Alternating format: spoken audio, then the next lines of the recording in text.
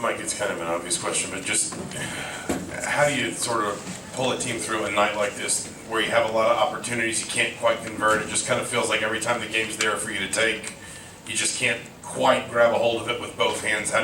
What's your message, I guess, after a game like this? Another tough loss, we executed, but we just didn't finish. I thought, after they missed the 1-and-1, we came back and got a good look. Mac got an offensive rebound, point-blank layup, and we don't get it, and then we get a wide-open three. And got exactly what we were looking for on the play, and that's a shot that he normally makes, and he just didn't make it. Mike and then Daniel. Yeah, Mike, with Miles Rice, you also moved him to the bench recently, took a kind of a wild shot at the end there, but what has he not been able to kind of get in a groove for you or kind of find kind of the level that you wanted to play at this season? Well, again, the play wasn't, we didn't execute that particular play because that's not the play I drew up in timeout. So that was a botched play, but the ball ended up in his hands, and, you tell guys you're in the penalty, you got to take advantage of, your speed or whatever in terms of getting downhill, and he settled. But that didn't beat us. I look at the 5 points that we gave up within 2 possessions, an out-of-bounds play and then a point-blank straight drive where the guy got hit and he made the bucket. Those were 2 critical defensive stops that we couldn't come up with and still had a chance to win the game. Daniel, yeah, Mike, when you mentioned just the lack of finish, it kind of seems like you all have lost a lot of close ones late, and when that late game execution isn't there for wide range of reasons, I want to say you guys started, I think, 4 seniors tonight. Is there a reason you can kind of point to for why you guys just haven't been able to really finish? I wish I had the answer. I go back to the Northwestern game, the Maryland game, Purdue game, Michigan game. We all winnable games. And, if you win 1 or 2 of them, you're feeling good about yourself when you're in close games.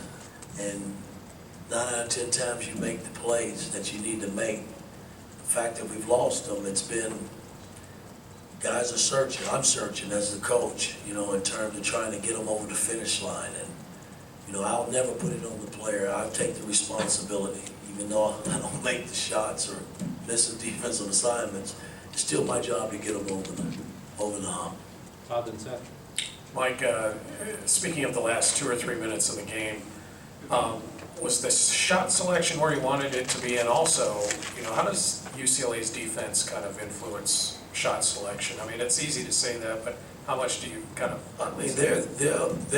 They are a good defensive team. They're one of the top defensive teams in the Big Ten, and they get after you. And with all of that being said, I still thought we made the plays from a defensive standpoint. We just played so poorly the first half and spotted them 10 points, and they had a lot to do with that. But I thought we played Indiana basketball the second half and made plays coming down the home stretch, made free throws.